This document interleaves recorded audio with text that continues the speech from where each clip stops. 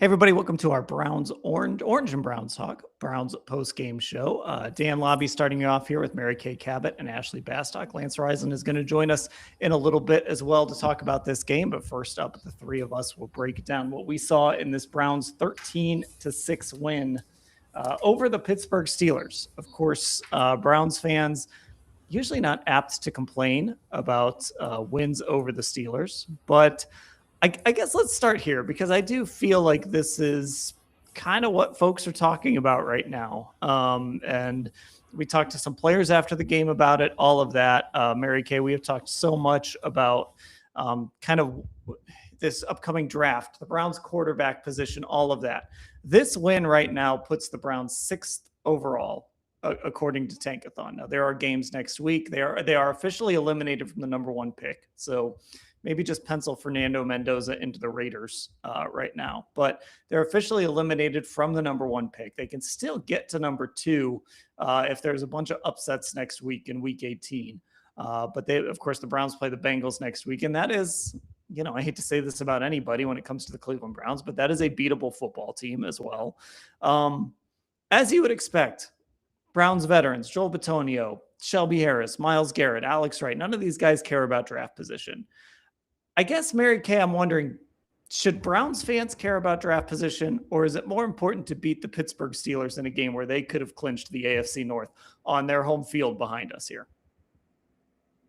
Well, I do think that it's important to establish a culture of winning. I think it's important to win your division games. And I am not a fan of losing games, of course, on purpose, which nobody would do that anyways. But I do think that there's something to be said for winning. But in this particular case, it all comes down to the quarterback. If you think Shedeur Sanders is going to be your quarterback of the future, then it doesn't matter all that much that the Browns just dropped from number 3 to number 6.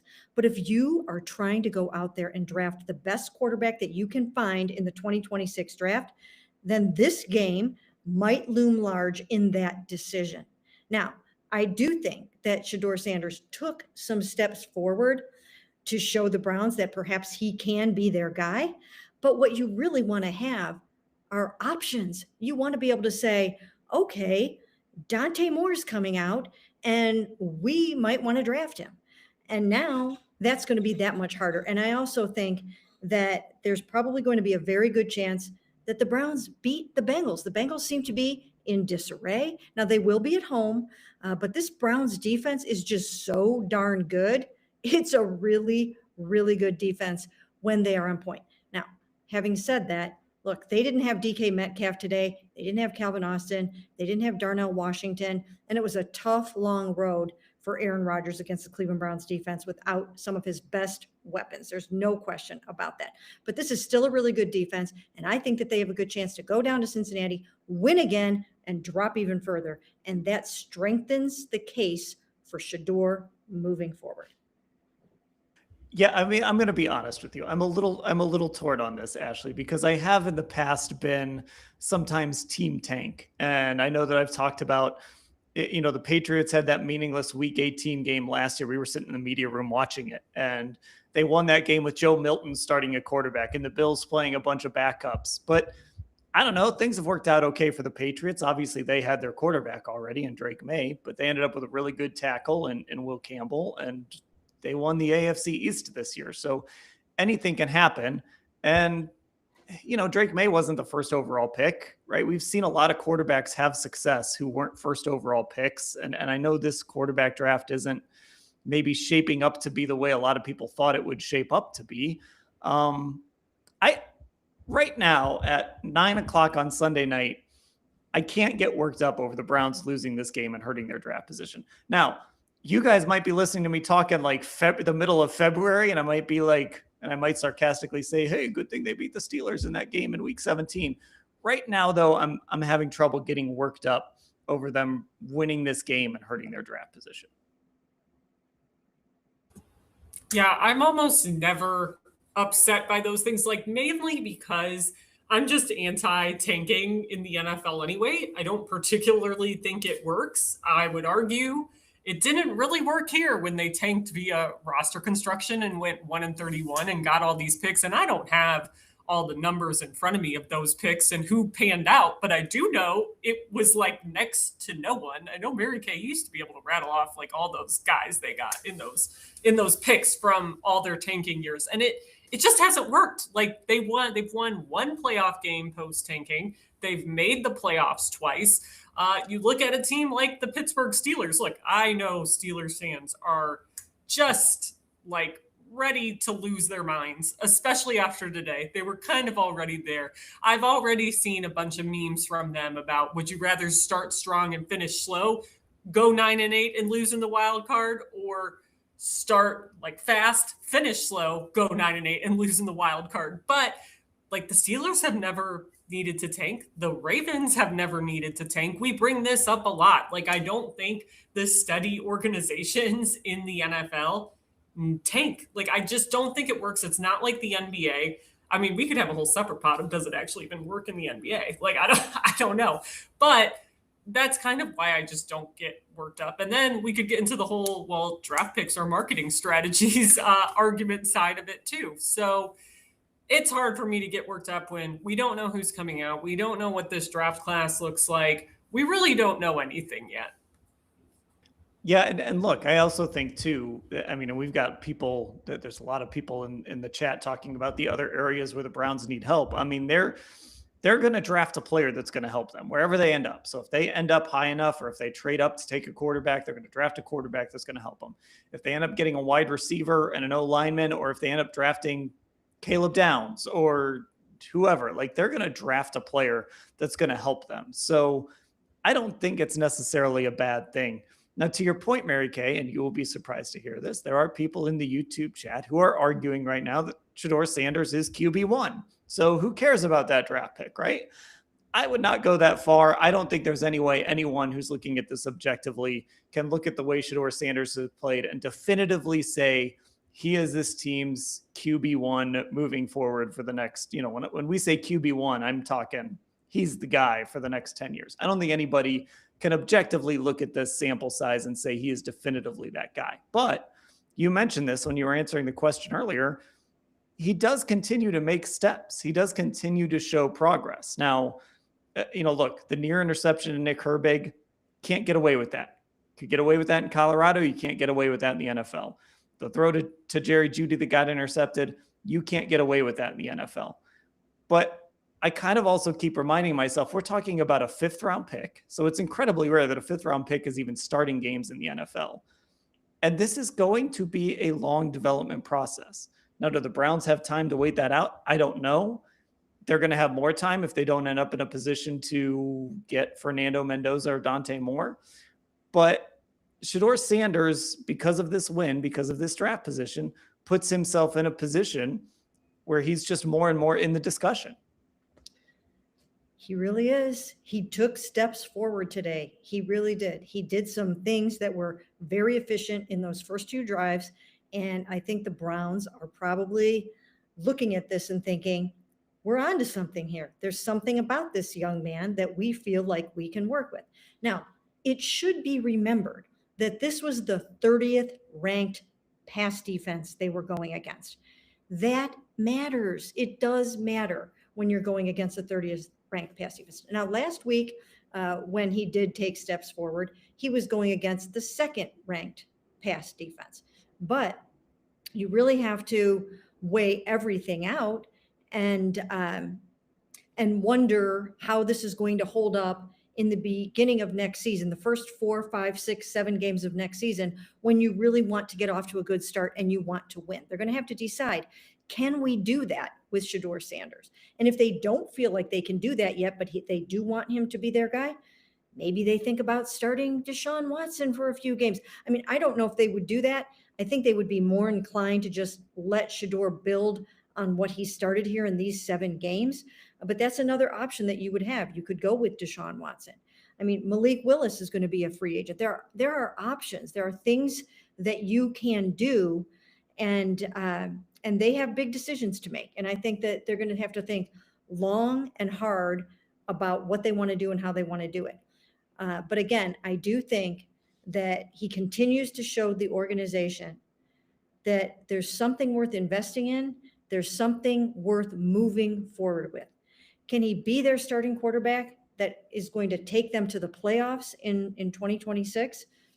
That's what they're going to have to figure out, because I don't think anyone is really going to have the stomach for a 4-win season or a 5-win season next year.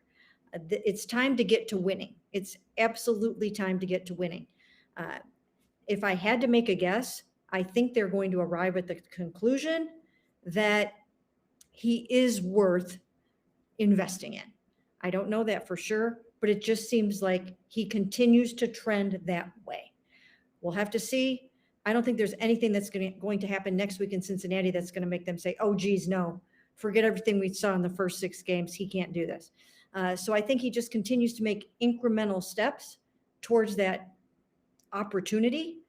And there's still a lot of things that have to happen before we get to that point. Yeah, and I think to Mary Kay's point there, Ashley, while she was kind of going through those options, I do think like part of this is we don't even know what that opportunity could look like. Is it we're going to clear the decks for Shedeur and he's going to be your week 1 starter? I mean, all those options she laid out. Is it going to be Shedeur versus Deshaun Watson versus Dylan Gabriel in training camp next year? Are they just going to go a different direction? And I always throw this name out there. I don't know. I just throw this out there as a veteran name, but do they go trade for a guy like Mac Jones, or, Mary Kay mentioned Malik Willis? Do they go find a veteran retread to kind of add into this mix? And like, hey, or maybe they bring that guy in to be their starter because they've built up some things around him where they think just halfway decent quarterback play can make them successful.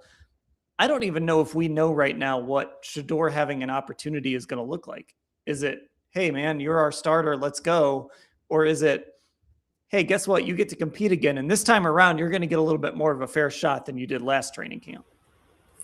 Yeah, like I would think that if they decide we want to move forward with Shedeur Sanders, like to me, it would almost need to be like, he's the guy, because why do you go through all that and not like give him every opportunity at that point, And I just keep thinking as you were talking, and no matter what route they go, I just keep thinking you cannot do a 4-way quarterback competition again. It was so detrimental to everyone. Like, number one, Shedeur Sanders, who didn't get any first team reps until his first week as the starter when he knew he was going. He had no chemistry with any of these guys. And that was ultimately, I think, an issue. And he had to come up the learning curve just with that, because there was no way to adequately split the reps and make sure everyone was developing chemistry. And then 2 guys who got a huge chunk of them, Joe Flacco and Kenny Pickett, neither were on the team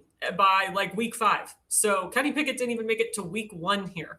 So that's also interesting to me, because it seemed like with Kenny Pickett, they were going this veteran reclamation route, and they just like threw in the towel on it at the first chance they got. And it's not like they did it for a king's ransom. They did it for a 5th round pick, which, I mean, a 5th round pick got you Shedeur Sanders, but that's like the only notable thing this regime has done in the 5th round, I would say. So that's where I am very curious to see what path they take going forward, how they are going to maximize it for whoever they think the guy may be. But I just keep going back to just the absolute madness of that 4-way competition. And I really think it hindered this pass catching core. I really think it hindered your other skill players on offense, because they just had a different guy constantly throwing them the ball. And I think you saw it like as the season played out. So, Mary Kay, another thing you said there, and I think this is part of the problem with trying to figure this out. Right. First of all, we have no idea what this is going to look. We have no idea what we're going to be talking about on this podcast a week from tonight. Are we going to be talking about Kevin Stefanski getting fired? Are we going to be talking about Andrew Berry getting fired? Are we going to be talking about everybody coming back? Are we going to be saying we don't know yet? Like, who knows who's going to be making these decisions? Who's going to be coaching these guys in the spring? All of that. So that kind of clouds this whole discussion. But something you said there, I think, is really interesting, and I think, again, complicates this whole thing. You can't afford to win 4 games again next year, right? Like, that doesn't mean you have to win 12, but you can't afford to win 4. And you've got to show some real signs of progress, and those signs of progress have to come in the win column. And again, for all the people who are out there who want to sit there and scream Shador is QB1, I don't know how anyone, again, objectively can be sure that if you come back with Shador Sanders as your starting quarterback, you're going to do better than 4 wins, 5 wins next year. That with better weapons, with a better offensive line, with a better run game, it's going to look more like 7 to 9 wins. Maybe it does, and I think we've seen some things that show us that. But I also think we've seen some things that I think give me some pause and give other people pause about whether he can be that guy or not. And I think that's a fair thing to say. And I think that makes this decision difficult because there's just no guarantee that if you come back with Shador as your starter, it is going to be better than 4 wins. I would hope it would be. And I think there's something there with him that's worth finding out about. But I'm not ready after 6 games to just stand on a soapbox and say, yeah, give Shador the keys, build around him, and you're going to win 10 games next year. Right. I think one of the things that they're going to have to determine, and one of the things that he's going to have to work hard on, is not throwing interceptions. And he even said in his post-game press conference, I love to throw the ball. Well, so did Jameis Winston. Jameis Winston loved to throw the ball. And he did it to great success, but he also threw a lot of interceptions. So you have to figure out, is Shador going to be one of these people that throws a lot of nice passes, a lot of explosives, a lot of touchdowns, and a lot of interceptions? And can you live with those interceptions? So these are all things that will have to be determined. When they get to the end of these 7 games, this 7-game audition, you're so right about this, Dan. There's no way you can know if he can be a successful, winning, playoff caliber NFL quarterback. What you might think is that he can be a quality NFL starter. That's what if you decide to go forward, you have determined that you think that he can become a quality NFL starter. But then he's going to have to take it to the next level. The Browns are going to have to take it to the next level. And he's going to have to become, sooner than later, a playoff caliber quarterback. That's the name of the game. You can't keep sending Myles and Denzel and good Pro Bowl caliber players out there and not win football games. So they have to get to winning next year. They have to really try to figure out if he can get them to winning next year. Now, do they have to contend for the Super Bowl next year? Maybe not.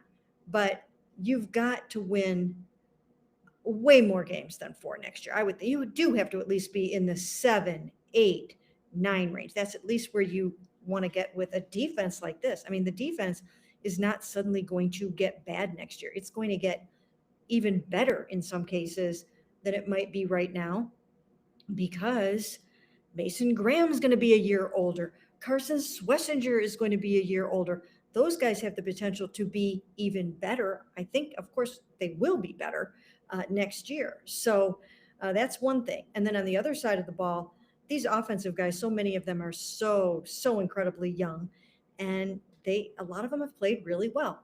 Quinshawn, everyone expects him to come back healthy, so they should have that great running game. Harold Fannin, he should be a Pro Bowler in his own right by next season. He's really, really good.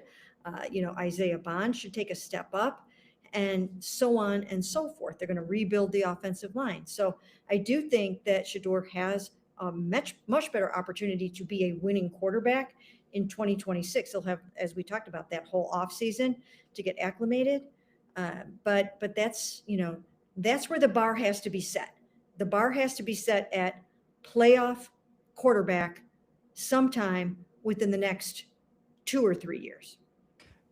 Ashley, you're going to love this. I want to bring up the Baker Mayfield matrix before I let you guys go. Because as we talk about this, right, the Shador path moving forward is, okay, so you're sticking with Shador and you build up that offensive line, which needs to be remade. You add receivers because your receiving core just isn't good enough. You continue to, you add some reinforcements with Harold Fannin and that group. Defensively, look, if they're sitting at number 6 and Caleb Downs is there, that's such an interesting problem to have. Do you take that opportunity to just add an absolute stud to a great defense?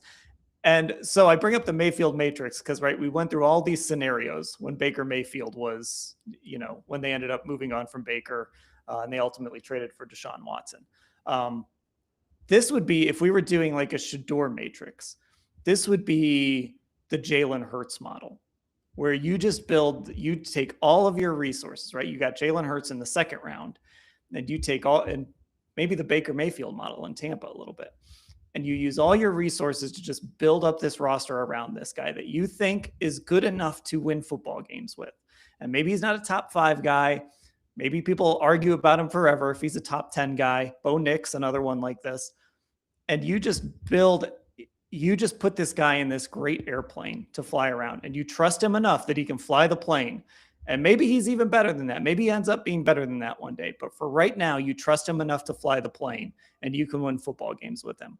So that's where we're going to start our Shador matrix in about 2 weeks when we do a 5-part series on what this team should do at quarterback. To me, that's what I think about when I think about how this would look if you committed to Shador Sanders. You would almost follow that Eagles Jalen Hurts model where you just go crazy building this roster out and give him a great airplane to fly.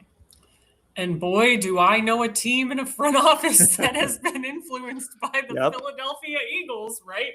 And it's the Cleveland Browns. And look, like as you're laying that out, Dan, I'm like, that's like basically the one thing they haven't really fully committed to as an organization, right? Like trying that path forward. We know they've had the 42 starting quarterbacks since 99. They haven't been able to find the guy, but I think for me, and I got asked this recently on the radio about like, what would a perfect world look like? Would it look like getting a quarterback in next year's draft, or would it look like going forward with Shador and getting other pieces? And I really did say like getting other pieces is kind of the best scenario. And like, it's the best scenario for multiple reasons, right? Like you don't have to commit more draft resources to hunting a quarterback. You have a quarterback on a rookie contract that you got in a late round that is coming at a bargain price, which helps when you consider Deshaun Watson is still on the books, obviously, and they have to worry about their cap situation.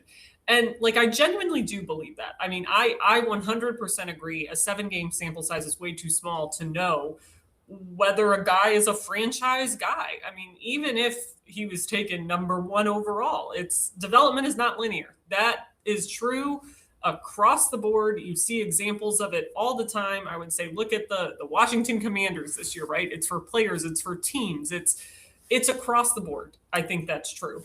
But there's no denying that this team has a Super Bowl caliber defense. As Mary Kay has said, they're a very good defense.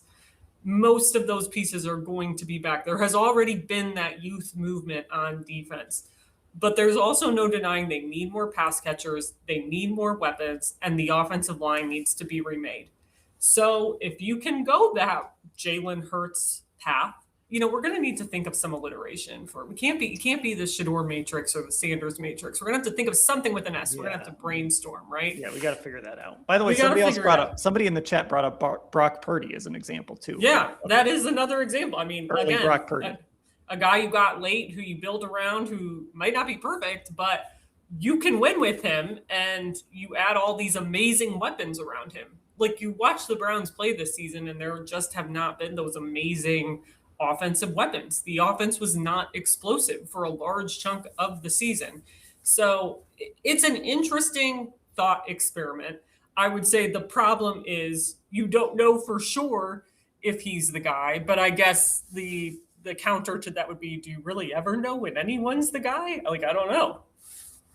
Yeah. And I think, and I'll let you guys go here in a second. We'll bring Lance in, but I think, Mary Kay, the thing about this is obviously, look, you're always looking for that Josh Allen or that Patrick Mahomes or that, Lamar Jackson, someone like that. Those guys don't grow on trees. And so to me, I think sometimes this kind of just comes down to whatever they decide. If they decide they want to roll with Shador, or if they decide they want to go with a veteran, or if they want to decide that they want to trade up and try and get Dante Moore or Fernando Mendoza, you just got to figure it out. Like whatever path you take, you got to figure it out. And you got to figure it out even if you don't have one of those handful of guys that are just, again, at the Mahomes, Allen, Jackson, and I know those guys' teams this year maybe haven't had as much success as they normally do, but there's a reason you continue to believe in those organizations with those quarterbacks. If you can't find that guy, you got to figure it out with the guy you can find. Right. And so much of this is going to depend on where they land in the first round of the draft.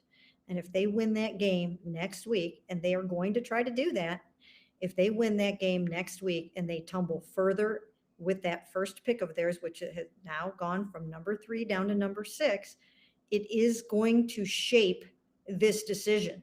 It's going to have something to do with this decision. Now, there will be other factors, including whom above them needs a quarterback, who doesn't need a quarterback, how many of them come out. But that's going to loom large in this decision, because if they had a top 3 pick, I think that they would have had to give strong consideration to at least looking at those top quarterbacks and weighing them heavily against Shedeur Sanders. If they can't get their hands on one of those guys, like, this decision is basically already made. So next week's game is vitally important in this decision-making process. There we go. I was muted. Okay, I'm going to let you guys go. Lance is in the waiting room, so you guys can get back to writing and all that fun stuff. So again, this is the idiot test every week. I'm going to try and get Ashley and Mary Kay out of here. And then I'm going to try and let Lance in, and we're going to pray that his audio is working and he can hear me and I hit the right buttons. Okay, I see Lance. I can't hear Lance. Oh, talk no. again. There we go. I got you. Can you hear me? I got you. Yes. You got me? I have you. Oh, this is good stuff. No. Live. Hold on. We're going to try and get Lance here. I'm going to text him and let him know that I can hear him at least. We had this issue on Friday, so it's just a headphone issue with him. So I just let him know that I can hear him. If nothing else, we'll stop the stream and hop back on. You can hear me. I can't hear you. Okay. Well, I can hear you, Lance. Give me 1 second here to try something.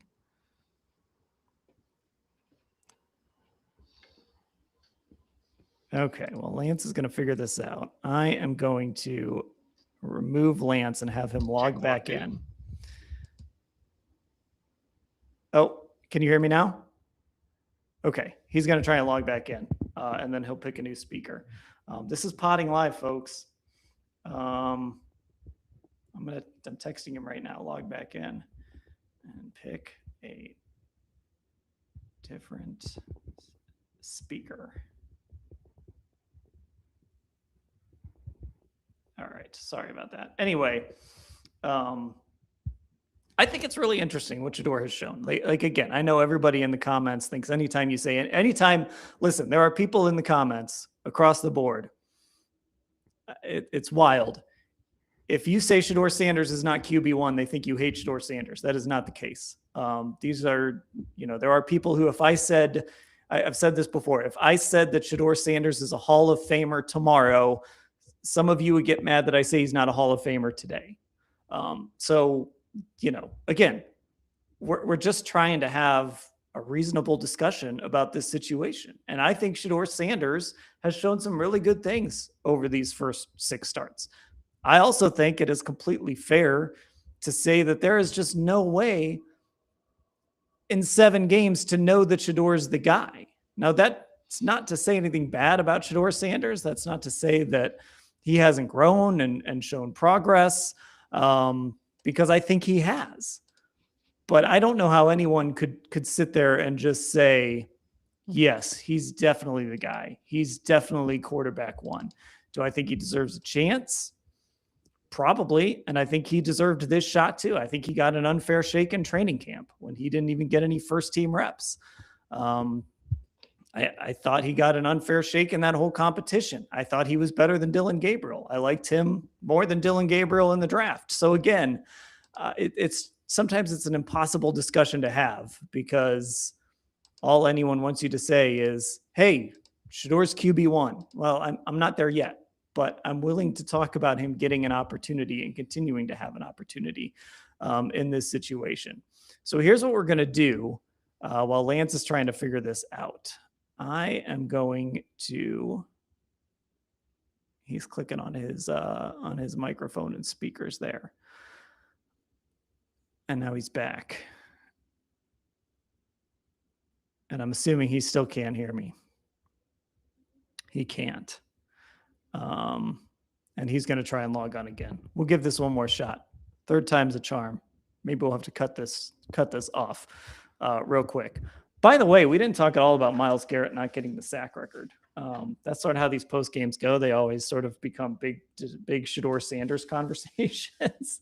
So I'll take a little time here to talk about Myles Garrett not getting the sack record. Man, Pittsburgh was getting that football out fast. Aaron Rodgers, this is what they did the first time. I thought today was a little extreme. Now, Myles Garrett, he talked about it a little bit after the game. He thought that Pittsburgh was maybe more concerned with him not getting the record as opposed to winning the football game. I don't know if it's quite that far, as you would expect. The Steelers denied that. And Lance is going to reset here, so I'm going to try and kill some more time. So bear with me here as I do this. I don't fly solo very often on these. But anyway, I thought that I don't know if Pittsburgh necessarily prioritized Myles not getting the record over winning this football game. But I do think Aaron Rodgers was pretty dead set on not allowing Myles Garrett to get sack number 23 in this game and set that record. And so now we go to week 17, and he's going to face Joe Burrow, who he has sacked a bunch in his career. We know that Myles Garrett has been a thorn in Joe Burrow's side. Now, the Bengals have actually had some success against the Browns recently. The last time the Browns won actually was when Deshaun Watson started that opening game in 2023. That's the last time the Browns beat the Bengals. So this is a team that had some success against the Bengals, but they've actually lost a few in a row here against Cincinnati. One of those was a weird Week 18 game where they started Jeff Driscoll because they were resting their starters for the playoffs. But the Browns started Jeff Driscoll in that game. But this Myles sack record just continues to get more and more interesting, and I'm very intrigued to see how Joe Burrow and the Bengals approach this. Because as we all remember, Michael Strahan, when he set the record way back in, what was that, 2001, whenever it was, when Michael Strahan set that record, he got a lot of help from his buddy Brett Favre. So his buddy Brett Favre helped him out, laid down, took a sack. That helped Michael Strahan break the record. Lance can still not get the audio here. So we might just end up having to bag this. I think he's maybe going to try one more time, but I don't think Joe Burrow is going to help him. And I don't think that Joe Burrow is just going to lay down and give him that record breaking sack. So I'm very curious to see if Myles can actually get there, if he'll be able to get that sack against Joe Burrow. And by the way, this is a really good point here. I'm going to put this up on the screen if I can figure out how to do that. Even though Myles didn't get a sack, he absolutely affected this game. The Browns won this game because the Steelers were so scared of Myles Garrett. I think that's true. I think Myles impacted this game as he does so often. I thought he impacted this football game because of his sheer presence and because Pittsburgh was so dead set on not letting Myles Garrett break this record. Now, they normally get the ball out quick. They normally, Aaron Rodgers gets rid of the football. Myles didn't get a sack against him the first time they played for that reason. But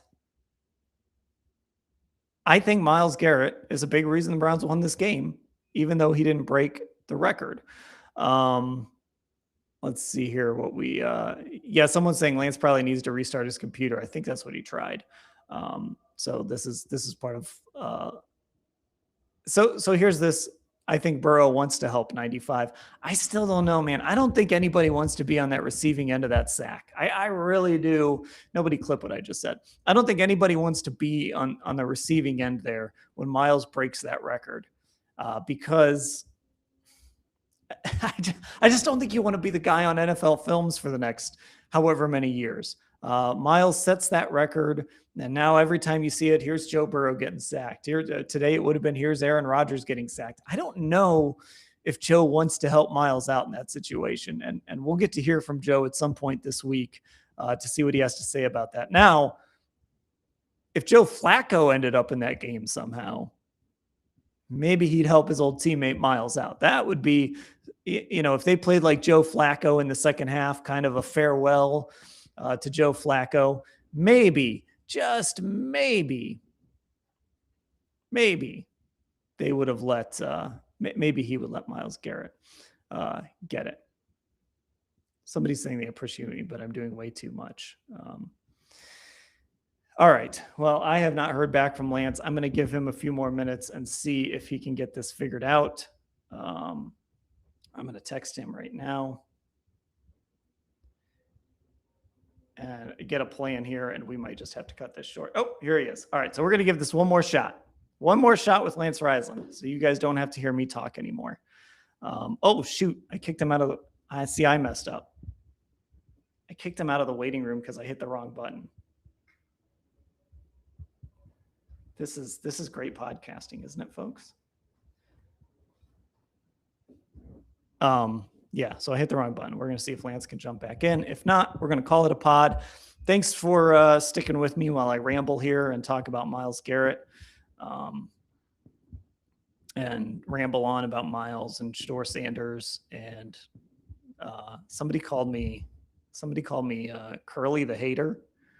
That was tough.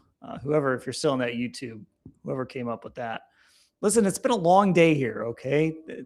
The hair gets a little frizzy when we're here for 12 hours. Okay, one more shot with Lance. There it is. I think we were going to give up, Lance. We were going to give up. Never give up. Never give up. I don't know what's going on. The speakers there, I apologize. That's all right. Something's going on. Our listeners were the real losers because they had to hear me ramble for like 10 minutes there. And I have no idea what I said. I have no idea what we talked about. But as you can guess, Lance, you'll be surprised to hear this. People want to talk about Shador Sanders. You actually were tweeting about him before we hit record here. I saw a little Twitter thread you put together. So tell me what you saw from Shador Sanders today. Well, I thought, first of all, the weather, when they say the weather doesn't mean anything, it does. I thought he did a great job of handling the weather. And, that first couple drives were outstanding. And the thing that he's doing, once again, it goes back to the Raiders for me. The throws are great. All that stuff is great, but he was very impactful today. I thought two things. First of all, he has active feet today, not happy feet, active, soft on the balls of his feet.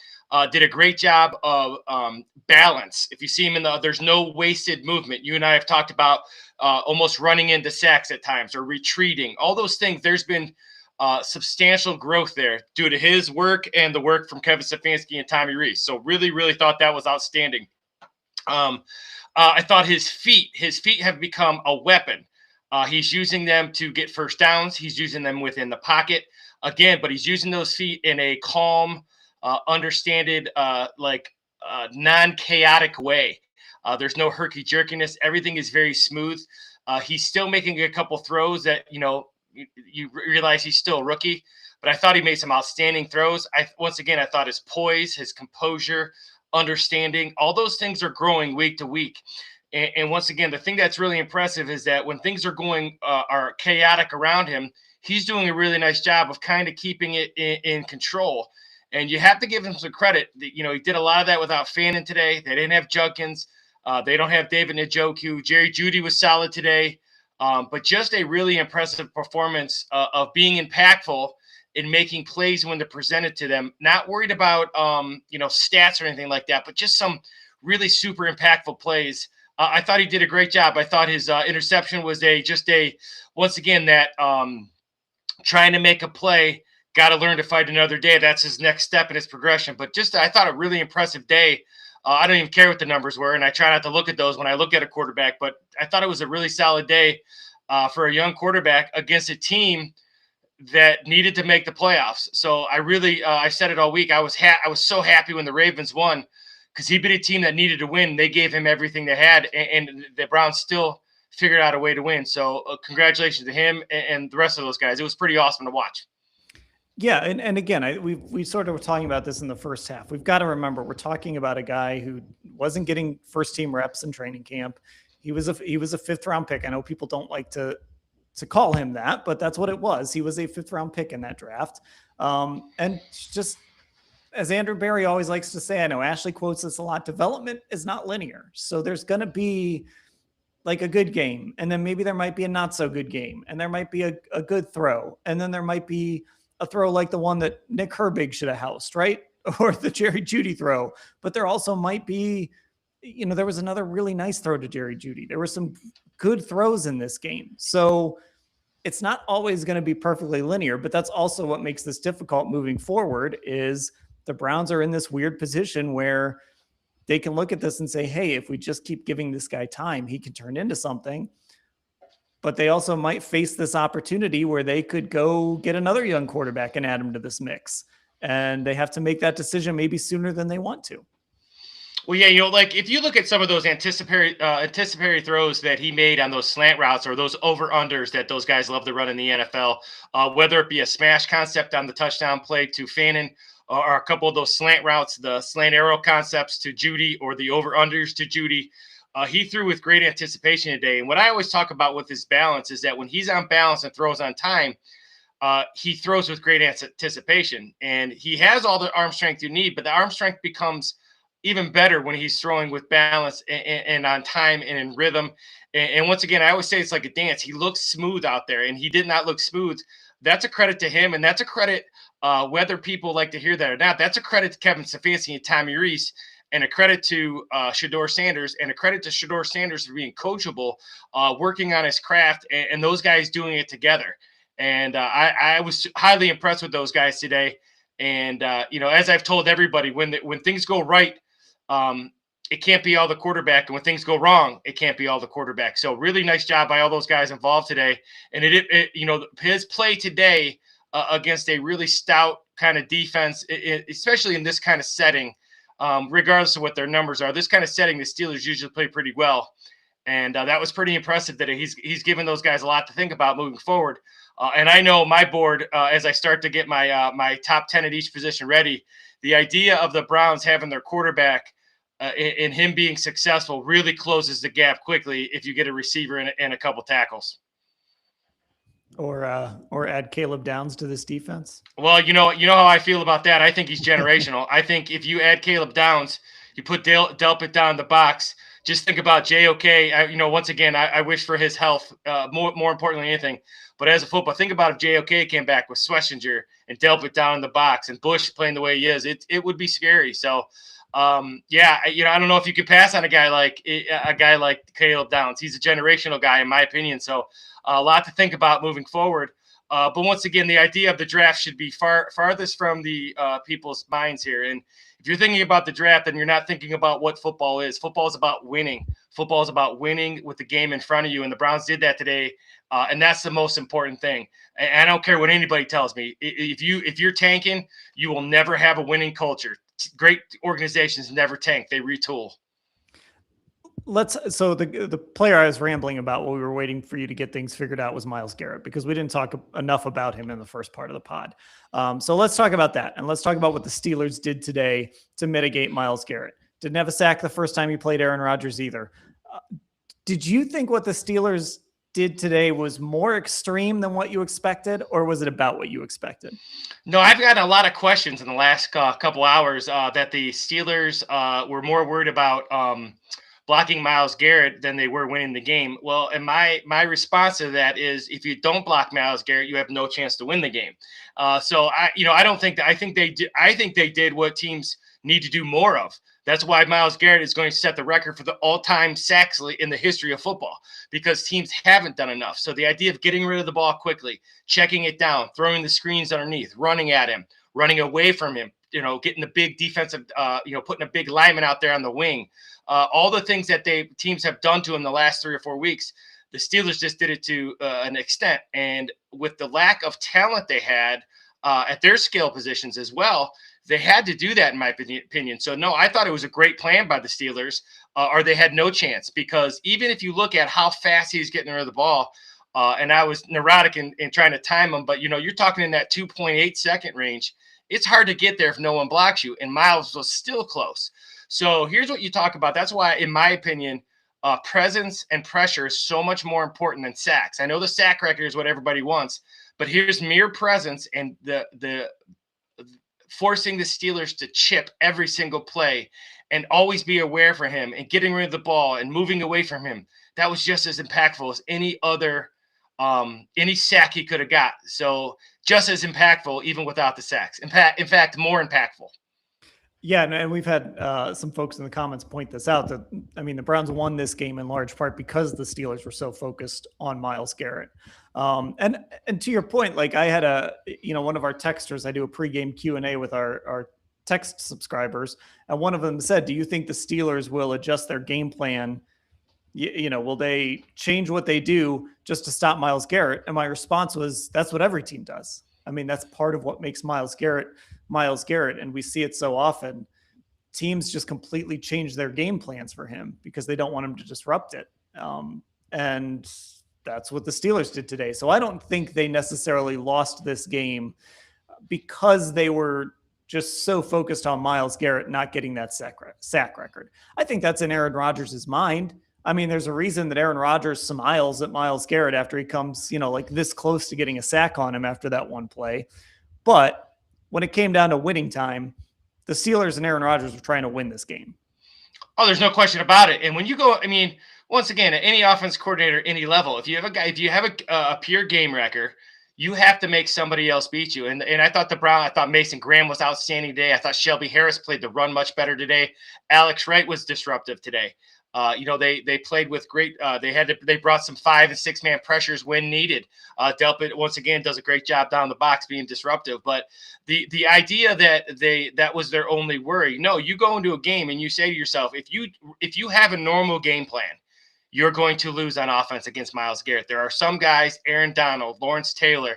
That's the realm that Myles Garrett's in. He's in this, like, if you don't account for him, he simply ruins your game plan. So you can't do your normal things against Myles Garrett. You can't have 5 guys out, and if you don't get 5 guys out, then that allows coverage to be a lot better. And there's a lot of things that tie into, Myles Garrett impact on a game. And I'd be willing to say this, and this is probably not, make people happy, but the impact he had today is much more impactful than any sacks he's going to get. That was a team that I think did a great job of planning for Myles Garrett, making someone else beat him. And the Browns defense played well enough, even though they did neutralize Myles, the rest of the guys played really well. But by doing that, they had to, change up what they did a little bit. But that's what you have to do against the Myles Garrett, especially when you're handicapped like they were on offense with the guys they had out. Someone mentioned, I just want to get to this. Someone asking about Carson Schlesinger, if he's okay. I guess they reported a thigh bruise on the broadcast. But Kevin Stefanski in his post-game speech was saying that he's playing with one leg. He said after the game, he'll update us on Carson's status. So we'll see what that means as we head into this final week in week 18. Lance, something I talked to Mary Kay and Ashley about, and I think Joel Bitonio summed this up best. He said he can understand why fans think about draft position, right? But every player in that locker room isn't thinking about that. I'm paraphrasing kind of what he was saying. And I just think about a guy like Joel, like this might've been his last home game, so you can't tell Joel, go lose this football game. Shelby Harris is going to be a free agent after this season. Who knows what his future is going to hold? You can't tell Shelby Harris, go lose this football game. You don't want to tell Myles Garrett, go lose this football game, right? So sometimes I'll think that, draft position is more important than, like, I don't think wins in December lead to wins the next season. I just don't think that carries over. But I do think with a young football team like this, setting that culture is really important. So I'm not sitting here angry that this team beat the Pittsburgh Steelers. I think, first of all, you can't tell players not to win football games. And I think this is an important win for these guys. Oh, I couldn't agree with you more. You know how I feel about this. I have been with you for 4 years. There's nothing, the idea of playing for draft position is the biggest, I don't want to say that because I understand it to a certain extent, and I understand picks and things like that. But the idea of what culture is not something you say. Culture is something you do on a repeated behavior, repeated kind of day in and day out. So if you say that we're not going to do the right things to win, there's your culture. And you're going to bring people into another culture that's not going to win, regardless of who you bring in. You have to create a culture that every week is the same. I said it today when I was on the radio station. If you're 3-12, then be 4-12. If you're 0-10, be 1-10. That's kind of the mentality coaches have. That's kind of the mentality players have, and I appreciate that. And I tweeted out, you know, Kevin's been under a lot of heat, and the thing that I've always been impressed with, that he's always taken all the heat, whether he answers the questions you guys answer or not, and he usually doesn't because I'm standing there when you guys ask him, and he always gives you the same response. But there's something to be said about that, and you know, I appreciate the idea of how hard they played today and how hard and how well prepared they were today, and some of the schemes they ran today and some of the things they did to limit, you know, take away the quick game from Aaron Rodgers and keep everything underneath and prevent verticals and a lot of things they did. They were well prepared today. They prepared to win. They were not preparing. And if you're going to bring in players, you want the players to know when they come in that winning is the most important thing. Because if the next players come in, you're simply, that's okay. We'll tank and we'll wait for the next players. That's just a wrong mentality, in my opinion. I've never thought like that. I think fighting for draft position is silly. I understand what people want and how it works, but if you want to have a winning culture, go win some games. Okay, we are going to wrap things up there. I know we're a little short here with Lance tonight, but it's getting late, and we have Lance on every Tuesday, every Thursday. Not sure what the post-game schedule is going to look like next week, Lance, because we don't even know when the Browns are playing next week yet. So we'll see how that all shakes out. But we're going to wrap up the podcast here. If you are not a Football Insider subscriber, you should get involved. It's cleveland.com/Browns, the blue banner at the top of the page to get involved with that. If you're watching this live on our YouTube, I've loved interacting with all of you. Love seeing the comments. Some of them do make me laugh. You should get subscribed on Apple Podcasts and Spotify as well. If you're listening on Apple and Spotify and you want to be involved in these YouTubes, head over to Cleveland Browns on cleveland.com and get subscribed over there. We're also on Instagram, Orange and Brown Talk, and our Twitter is Orange Brown Talk. You just heard from Lance Reisland. You heard from Mary Kay Cabot and Ashley Bastock earlier. I'm Dan. Thanks for listening, everybody.